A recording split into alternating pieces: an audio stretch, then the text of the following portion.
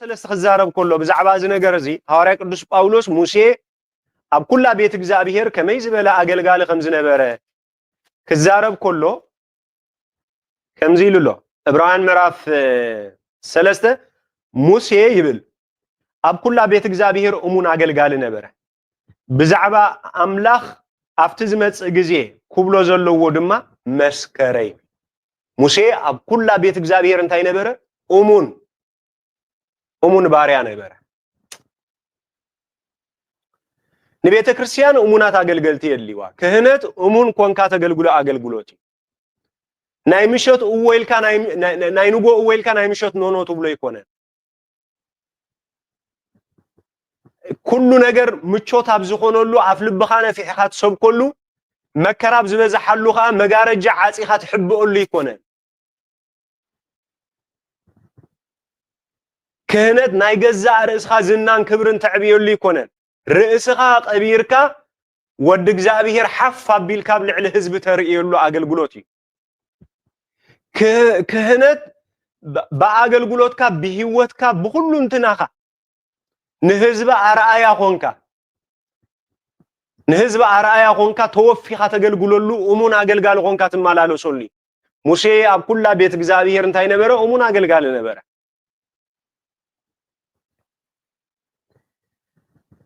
بزعبا كريستوس كزارب كله اب ابراهيم معرف كل تفر 10 شعتا سلازي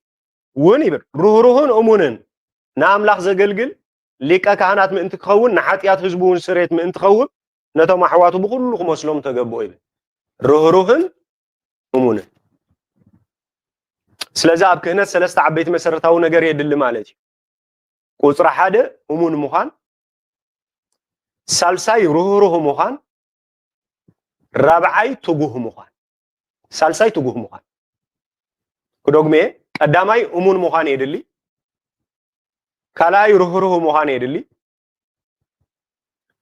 سالساي تجوه مخان يدلي امون نمن እግዚአብሔር نزا አገልግሎት ዝጽውዑ ነዚ ማዕረግ ዝሃበካ نموغواسو حادر ايلو زهابكا እግዚአብሔር ስለዝኾነ ንእግዚአብሔር እሙን መዃን ንዕዮ ወንጌል እሙን መዃን ንቃሉ እሙን መዃን ማለት ካልአይ ሩህሩህ መዃን ማለት አፍቱ ሞጓሰ ርህራሄ ክህልወካ ኣለዎ ቃል እግዚአብሔር ሰአን ምብላዕ ጠሜን ዝጠፋ አባጊ እንተልን ክላ ባዕሎም ፈልጦ አይሰምዑን የም ዝብል ስምዒት ክህልወካ ይብሉ ናይ ጭካነ ስምዒት ክህልወካ ይብሉ ርህራሄ ክህልወካ ኣለዎ رهراهي قبال كله مسكين مالت ايكونن رهراهي غويتا معات حزبي يقتلو نيرمو بزي مغبي نوح معلتات موسو خمس غبورو مسرائي دنگصلو ويرهرهالوم يبل مرهرا مالت اي مالتي ناغزابير قال سان مبلعو ناغزابير قال سان مستايو زطف حزب خطرق خلخاسي كلاز حزب زي سمعني كلاز حزب زي بعلو فلت تاي قدشن زبل سمعت زي كونسي محزان مرهرا اندحر رهراهي لكا نزت افي زولو حزب كاب طفات ناي ممصا تبغوسو تغاهتن توسديها مالتي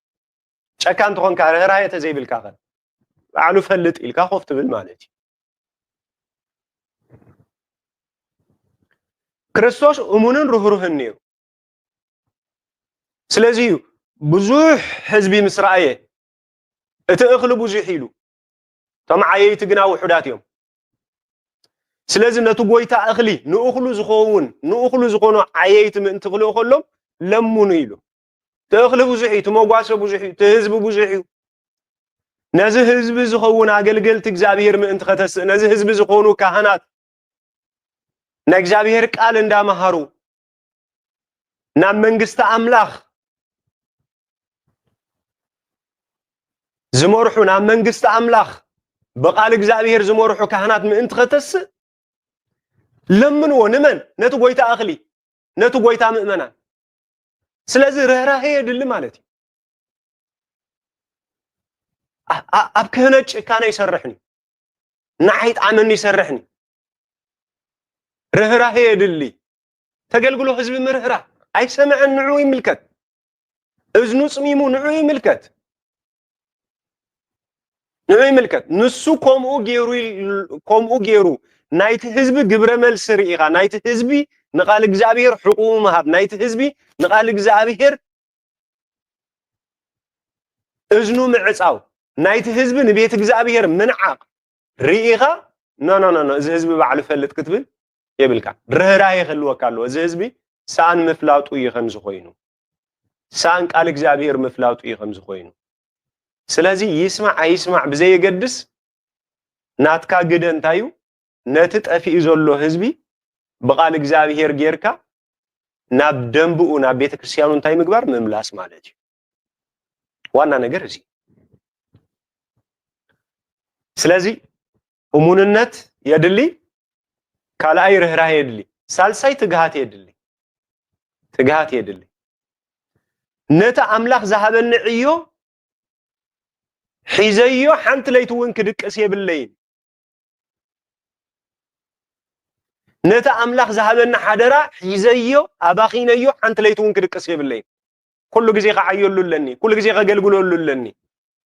ኩሉ ግዜ ዕዮ ወንጌል ከገልግላለኒ ኣብ ቤተ ክርስቲያን ኣብ ከምዚ ዓይነት መድረኽ ነቶም እነገልግሎም እንጓስዮም ህዝቢ ኣብ ገዝኦም ከይተረፈ ብምኻድ በቃል እግዚአብሔር ብምምካር ብምምዓድ ብኩሉ ዓይነት ኣብ ዝኾነ ይኹን አጋጣሚ ኣብ ዝክር ይኹን ኣብ ጥምቀት ይኹን ኣብ መርዓ ይኹን ኣብ ሓዘን ይኹን ኣብ ኩሉ ይኹን ንእግዚአብሔር ቃል ከየብኮርካ ምግልጋል ምትጋህ ማለት እዚ ኣብ ሰሙን ሓንቲ ግዜ ለይቲ ምትሳል ጥራሕ አይኮነን ምትጋህ ንሱ ጽቡቕ እዩ ጌጋ ማለት አይኮነን ግን ኩሉ ግዜ ይተአገልግሎት መዓልታዊ ተአገልግሎት ኣብ ሰሙን ሓንቲ ግዜ ጥራሕ አይኮነን ተአገልግሎት ኣብ ሰሙን ኣብ ሓንቲ መዓልቲ ዝሕፀረ አገልግሎት አይኮነን ናይ ክነት አገልግሎት ኩሉ ግዜ መዓልታዊ ክነታዊ አገልግሎት መዓልታዊ ስለዚህ ኣብ ብሉይ ኪዳን ይኹን ኣብ ሓዲስ ኪዳን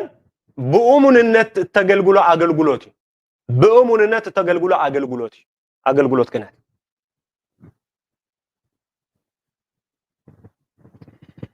ሓምሻይ ኣብ ዕዮ አምላኽ እምበር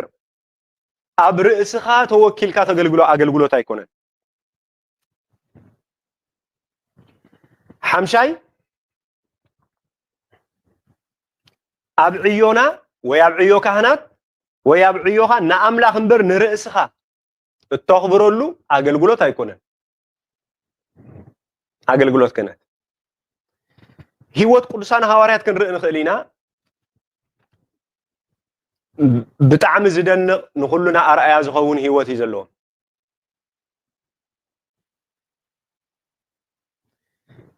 ግብረ ሐዋርያት ምዕራፍ 5 ፍቅዲ 41 ዘሎ ናይ እግዚአብሔር ቃል እንደህሪና አቀዲሙ ስለ ጎይታና ስለ ኢየሱስ ክርስቶስ ዓብ ምስክርነት ሂቦም ሐዋርያት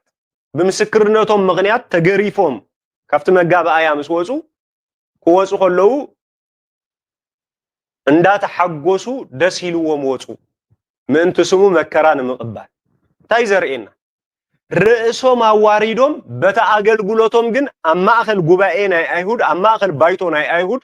ትንስኻትኩም ሕሊፍኩም ሰቆልኩሞ እግዚአብሔር ግና ማእሰር ሞት ፈቲሑ እንታይ ገበሮ አተስኦ ኣብ ልዕሊ ኩሉ ልዕል አበሎ ልዕሊ ኩሉ ስልጣን ከአሃቦ ኣብ ትሕቲ ሰማይ ብኡ ክንድሕን ዝግባእ ካልእ ስም የለን ምድሓን ብኻልእ ኮቶ የለን እቲ ስኻትኩም ነደቕቲ ዝነዓቕኩሞ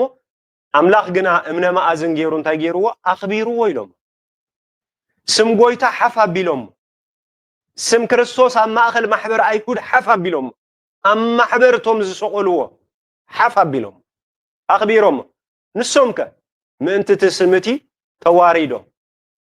መራሕቲ ቤተ ክርስቲያን ክንሶም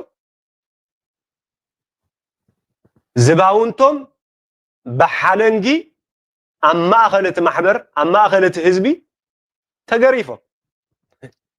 ሓደ ግዜ ከምዛ ዓይነት ነገራት ምስ ቃንዛ ጥራሕ ኣይኮንናን ክነተኣሳስሮ ዘለና ቃንዛ ልክ ኣለዎ ነቲ ቃንዛ ይኮንኩን ዘቃልል ዘለኹ ግን ልዕሊ እቲ ቃንዛ እቲ ውርደት ኢና ክንሪኦ ዘለና በዝናይዝ ዘመን ሲ በዝናይዝ ዘመን ቋንቋን ሕራም ጽናያሲ ቅዱሳን ፓትርያርካት ማለት ቅዱሳን ፓትርያርካት አምናይ ዘይ አምኑ ሀገራት ፓርላማ ስለስም ጎይታና ኢየሱስ ክርስቶስ መስኪሮም ሕቆም ዕርቃኖም ኮይኖም ክግረፉ ማለት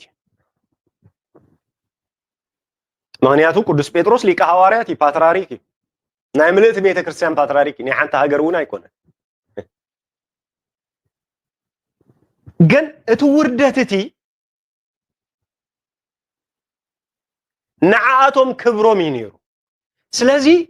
አገልግሎት ክህነት ምእንቲ ስም ክርስቶስ ምእንቲ ቃል ክርስቶስ ርእስኻ እንዳዋረድካ ንቃል እግዚአብሔርን ንክርስቶስን ንእግዚአብሔርን ግና እንዳኽበርካ እትማላለሰሉ እተገልግለሉ ህይወት